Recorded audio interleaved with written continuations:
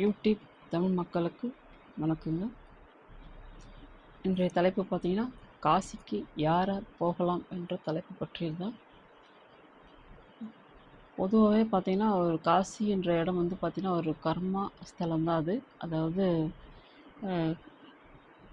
கடைசி காலத்தில் தான் போகணும். அதாவது நம்மளோட வயதான காலத்தில் தான் நம்ம அந்த காசிக்கு நம்ம வந்து காலை வைக்கணும். ஏன்னா எல்லா கடன்களை என்னது பிள்ளைகளுக்கு திருமணம் பண்ணி கொடுத்து பேரன் பேத்தில எடுத்ததுக்கப்புறம் கடைசி காலத்தில் போய் காசி விஸ்வநாதரை பார்த்துட்டு அதுக்கப்புறம் நல்லதுன்னு சொல்லிட்டு ஒரு தொற்று வர ஒரு விஷயம் அது.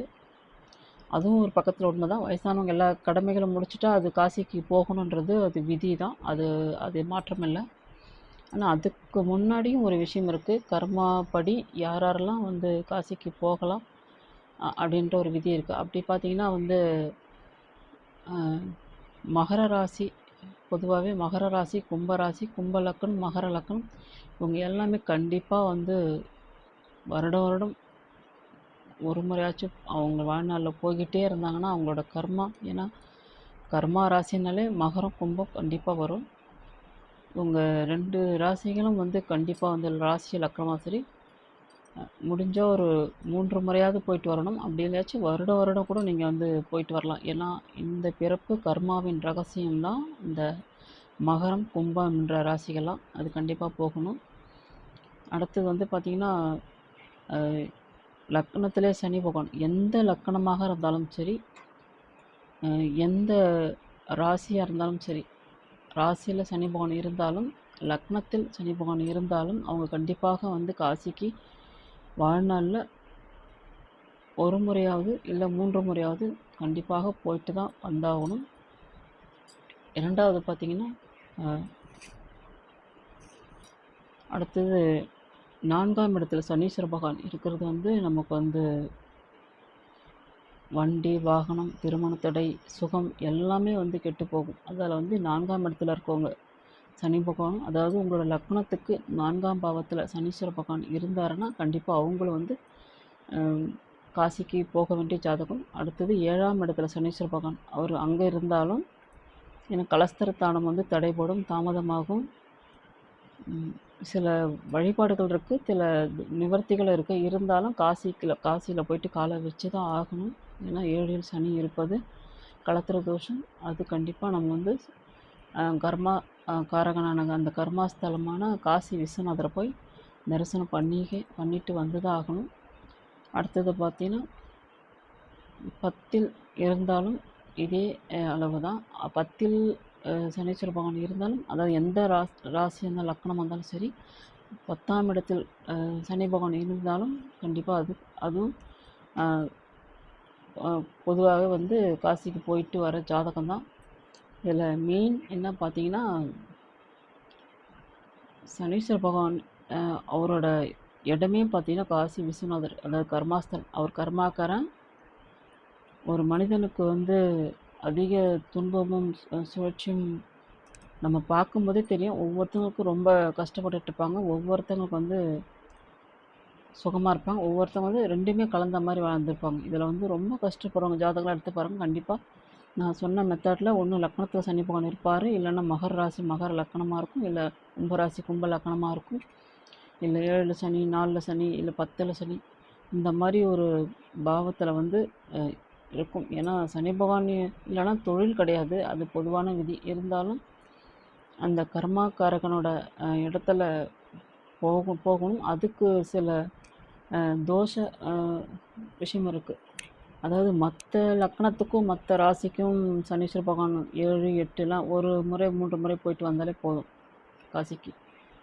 இந்த லக்னத்தில் இருக்கிறவங்களும் சரி, அந்த மகர ராசி மகர லக்னம் சரி, பிறவி கர்மாவை வாங்கி வந்ததால் அங்கே கண்டிப்பாக போய் யாசகம் வாங்கி விஸ்வநாதர் உண்டியலில் போட்டுட்டு தான் வரணும்.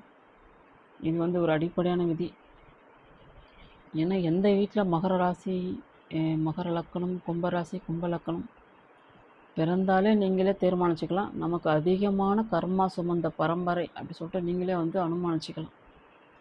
ஏன்னா அதுக்கு தகுந்த மாதிரி அந்த குடும்பத்தில் அந்த மாதிரி ஒரு பிள்ளைகள் பிறக்கிறாங்கன்னா அது ஆணோ பெண்ணோ இல்லை நீங்களாகவும் இருக்கலாம், அது ஒரு வீட்டில் ஒரு தலைவனாக இருக்கலாம், தலைவியும் இருக்கலாம், பிள்ளைகள் இருக்கலாம், பெண்களும் இருக்கலாம். இப்படி யாராவது இருந்தாலும் நீங்கள் வந்து நேர்மைக்கு நீங்கள் வாழ்க்கையை கொண்டு வரணும். நேர்மைக்கு மீறின ஒரு வாழ்க்கையை நீங்கள் வந்து செஞ்சிங்கன்னா உங்களுக்கு இரட்டிப்பான ஒரு துன்பங்களும் துயரங்களும் கண்டிப்பாக நமக்கு வந்து கொடுப்பார் சனீஸ்வர பகவான். ஏன்னா ஒரு மகர ராசி மகர லக்கணம், கும்பராசி கும்ப லக்கணம், என்னால் நேர்மை இருந்துச்சுன்னா அவங்க அந்த குடும்பத்தில் இருந்தாலே கண்டிப்பாக அவங்க நேர்மையாக வாழ்க்கையை வாழ்ந்து ஆகணும். அப்படி இல்லைன்னா வந்து எல்லாரோட 2 மடங்கு துன்பங்களும் துயரங்களும் அவங்க வந்து பட தயாராகணும். அதனால் வந்து நேர்மையாக நீதியாக வாழ்ந்துட்டு அவங்களுக்கு அந்த பிரச்சனைகள் வராது. இதுதான் இந்த நாளில் இருக்கிற 4ஆம் பாவத்தில் இருக்கிற சனீஸ்வர பகவான் வந்து பார்த்திங்கன்னா வண்டி வாகனம் வீடு தடைகள் எல்லாமே இருக்கணும். அந்த 4ஆம் பாவத்தில் இருக்கிற விஷயம் அம்மான்ற ஒரு விஷயம் இருக்கும். அது உயிருள்ள காரகம். வண்டி வாகனம் வீடெல்லாம் உயிருள்ள காரகம். அம்மான்ற ஒரு காரகம் வந்து உயிருள்ள காரகம். அந்த அம்மான்ற ஸ்தானத்தை வந்து நல்ல முறையில் வச்சுக்கணும். அதாவது அவங்க மனம் கொள்ளாமல் வச்சுருந்தாலே உங்களுக்கு அந்த 4ஆம் பாவத்து சனீஸ்வர பகவான் ரொம்ப பாதிப்பு கொடுக்க மாட்டார். அடுத்தது வந்து 7ஆம் பாவம். 7ஆம் பாவத்தில் இருக்கிற சனீஸ்வர பகவான் கலத்திர தோஷம் சொல்லியிருக்கேன் இல்லைங்களா, அதுக்கு நம்ம காசிக்கு போய் தான் ஆகணும். ஆனால் அந்த சனீஸ்வர பகவான் வந்து பார்த்தீங்கன்னா நீங்கள் கலத்திர ஸ்தானத்தை நீங்கள் வந்து அதாவது உங்களோட மனைவி அது சமூகம் வரும், சமூகத்தை சார்ந்ததும் இருக்கும், உறவினர்களும் வரும். 7ஆம் பாவம் நீங்கள் உங்களோட முதல் காரகம் உங்களோட மனைவியாக இருக்கும் பட்சத்தில் அவங்களுக்கு எந்த ஒரு மனக்கோணலும் இல்லாமலும் அவங்கள நல்ல முறையில் நீங்கள் வைத்திருக்கும் முறையில், அதாவது பெண்ணாக இருந்தாலும் ஆணாக இருந்தாலும் பெண்ணுக்கு கணவனாகவும் ஆணுக்கு மனைவியாகவும் அந்த இடத்துல சனீஸ்வரன் 4ஆம் பாவத்தில் 7ஆம் பாவத்தில் சனீஸ்வர பகவான் இருக்கும்போது அவர்களை ஒரு மனம் போனாமல் நீங்கள் வழிநடத்தும் போது கண்டிப்பாக 7ஆம் பாவத்தோட வேலை கண்டிப்பாக உங்களுக்கு நல்ல முறையில் உங்களுக்கு கலத்தரம் நல்ல கொண்டு போக நல்ல வழிவகுக்கும். இதுதான் சூட்சும விதி. அடுத்தது 10ஆம் இடத்துல சனீஸ்வர பகவான் இருக்காருன்னா தொழில் ரீதியாக ஒன்று 10ஆம் பாவம் வந்து பெண்ணுக்காக இருந்தாலும் மாமியார் பாவம், ஆணுக்காக இருந்தாலும் மாமியார் பாவம். அந்த மாமியார்ன்றவங்களை வந்து நீங்கள் வந்து ஒரு நல்ல முறையில் அவங்க வந்து நீங்கள் வந்து அதாவது பேச்சிலே சரி அவங்களுக்கு எதனா உதவி செய்யறதுல சரி நல்ல முறையில் அவங்க நீங்கள் வச்சுக்கணும். அவங்க மனசு ரொம்ப புண்படுற மாதிரி வச்சுருந்தீங்கன்னா அந்த 10ஆம் பாவத்தோட மீதி வேலைகள் ஃபுல்லாகவே உங்களுக்கு வந்து அப்செட் ஆகிடும். அதாவது பார்த்திங்கன்னா 10ஆம் இடம்னா தொழில் ஸ்தானம், 10ஆம் இடம் கர்மஸ்தானம், தொழில் ஸ்தானம். அடுத்தது வந்து நீங்கள் வெற்றி ஸ்தானமும் அதில் வரும். அதாவது எந்த ஒரு விஷயத்தில் நீங்கள் வெற்றியை ஜெயிக்கணும் அப்படின்னாலே 10ஆம் இடத்தை வந்து மெயினாக பார்க்கலாம். அதனால் அங்கே இருக்கும் சனீஸ்வர பகவானுக்கு நீங்கள் காரக உயிராக இருக்கிற ஒரு மாமியார் என்ற ஒரு பாவமாக இருக்கிறதால நீங்கள் அவங்க மாமியாரை நல்லபடியாக பார்த்துக்கிட்டாலே அந்த காரக பாவம் நாஸ்தி வராது. இதற்கு முன்னாடி நீங்கள் காசிக்கு நீங்கள் கண்டிப்பாக ஒரு முறை போய் தான் ஆகணும். நான் வந்து இந்த ரிலீஃப் ஆகிறதுக்காக ஒரு சின்ன ஒரு விஷயம் மட்டும்தான் நான் அதை சொல்லியிருக்கேன். அதே மாதிரி நீங்கள் வந்து காசிக்கு கண்டிப்பாக ஒரு முறையாச்சும், ஆனால் அது போகிறதுக்கு உங்களுக்கு அவ்வளோ சீக்கிரம் போக முடியாது. போகிறதுக்கு நிறைய தடங்கள் வரும்.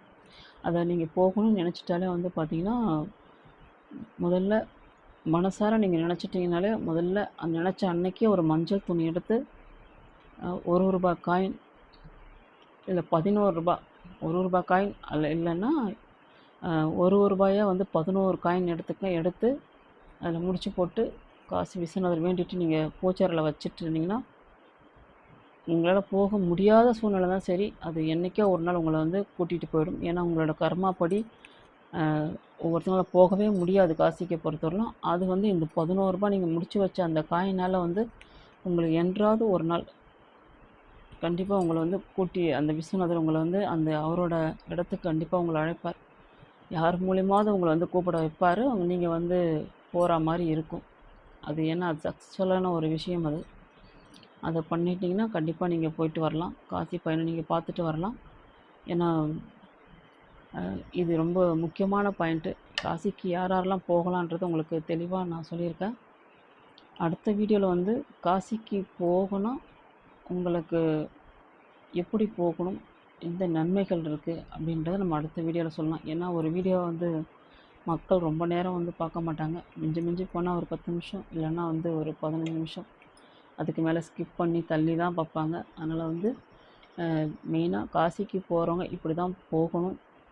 நீங்கள் மனசால் நான் போகணும், எனக்கு வழியே இல்லை, எப்படி போவேன்னு தெரியலையே, எனக்கு இங்கே சனீஸ்வர பகவான் இருக்கார், அங்கே சனீஸ்வர பகவான் நீங்கள் எண்ணும்போது நான் சொன்ன அந்த காசி முடிச்சு வைக்கிற பழக்கம் முடிச்சு விஸ்வநாதரே நான் கூடிய சீக்கிரம் நான் உன்னோட சன்னதிக்கு நான் வரணும் அப்படின்னு நீங்கள் வேண்டுதல் பண்ணிவிட்டு நீங்கள் பூஜையில் வச்சு நீங்கள் பூஜை பண்ணிக்கிட்டு வர கண்டிப்பாக உங்களுக்கு யார் மூலிமா நீங்கள் கண்டிப்பாக நீங்கள் கிளம்புவீங்க. உங்களுக்கு பணமே இல்லைன்னா கூட சரி, அந்த டைமில் உங்களுக்கு பணம் கண்டிப்பாக வந்து சேரும். இது நிதர்சனமான உண்மை. பார்க்கலாம். நீங்களும் காசிக்கு போயிட்டு வாருங்கள். ஏன்னா ஒரு முறையாவது நீங்கள் வந்து காசிக்கு போயிட்டு வரணும். அந்த காசிக்கு போனால் உங்களுக்கு கர்மா விலகிடுச்சா விலகலையான்றது நான் அடுத்த வீடியோவில் நான் சொல்கிறேன். ஏன்னா நிறைய விஷயம் காசிக்கு போகிறதுன்னு சாதாரண விஷயம் இல்லை, அதில் நிறைய விஷயங்கள் அடங்கியிருக்கு. ஏன்னா வந்து நமக்கு 1000 தடங்கள் வரும், கொஞ்சம் நஞ்சாம் இல்லை. அதனால் வந்து நீங்கள் முதல்ல காசிக்கு போகணுன்ற ஒரு எண்ணத்துக்கு இந்த முடிச்சுங்க 11 ரூபா காயினை நீங்கள் முடித்து வச்சாலே போதும், உங்களுக்கு ஆட்டோமேட்டிக்காக உங்களுக்கு வந்து எல்லா விஷயமும் வந்து தன்னாலே நடக்க ஆரம்பிச்சிடும். அந்த மாதிரி நீங்கள் வாழ்க்கையில் ஒரு முறையாவது நீங்கள் போயிட்டு வந்துட்டாலே போதும். அடுத்த கர்மா கழியுதுன்னா உங்களை கண்டிப்பாக அடுத்தடுத்த முறையில் உங்களை அவரே அழைச்சிட்டு போவார். இல்லை மேலும் மேலும் நீங்கள் வந்து தவறுகள் செய்யும்போது உங்களை ஒரு முறையோடு உங்களை வந்து ஸ்டாப் பண்ணுறார் இறைவன். அதனால் வந்து அதில் பார்த்து செய்யுங்க. இந்த நான் சொன்ன இந்த மெத்தடு மகர ராசியாக இருந்தாலும் சரி, கும்பராசியாக இருந்தாலும் சரி, லக்கணமாக இருந்தாலும் சரி, 4 சனீஸ்வர பகவான், லக்கணத்தில் சனீஸ்வர பகவான், 7 சனீஸ்வர பகவான், 10 சனீஸ்வர பகவான், இந்த பாதிப்பெல்லாம் கொடுக்காமல் இருக்கணும்னா நீங்கள் ஒரு முறை காசிக்கு போயிட்டு வந்தாலும் மறுமுறை நீங்கள் போகணும்னு நினச்சிங்கன்னா அந்த மறு வருஷம் வரலாம் எந்த ஒரு பாவத்துக்கும் எந்த ஒரு பழி பொல்லாப்புக்கும் ஆளாகாமல் நம்ம வந்து வாழ்க்கையை ஓட்டணும்னா அடுத்த முறை உங்களை வந்து அவரே வந்து அழைச்சிக்கிட்டு போவார், யார் மூலியமாவது. இதுதான் நிதர்சனமான உண்மை. அடுத்த வீடியோவில் நம்ம வந்து காசியை பற்றி நிறைய பேச வேண்டியது இருக்குது. அது என்னென்ன உங்களுக்கு எண்ணங்கள் வரும், உங்களுக்கு எப்படி தடைகள் வரும், எப்படி அங்கே பிரச்சனைகள் வரும். ஏன்னா வந்து பணம் இருக்கிறவங்க ஃப்ளைட்டில் போயிடலாம், பணம் இல்லாதவங்க ட்ரெயினில் தான் போயாகணும். நம்ம அதை பற்றி நம்ம விரிவாக நம்ம அடுத்த வீடியோவில் பார்க்கலாம். என் வீடியோ பிடிச்சிருந்தா சப்ஸ்கிரைப் பண்ணுங்கள், பெல் ஐக்கனை டச் பண்ணிங்கன்னா நான் போடுற வீடியோஸ் வந்து உங்களுக்கு வரும். பயனுள்ள ஒரு வீடியோஸாக தான் உங்களுக்கு இருக்கும். ஏன்னா எனக்கு தெரிஞ்ச கலைகள்லேருந்து மருத்துவத்திலேருந்து நம்ம யோகாவிலேருந்து ஜோதிடத்துலேருந்து எல்லாம் இன்னும் சில கலைகள் நம்ம கற்று வச்சுருந்தால வந்து மக்களுக்கு பயனுள்ள ஒரு வகையாக இருக்கும் என நம்புகிறேன். நன்றி, வணக்கம்.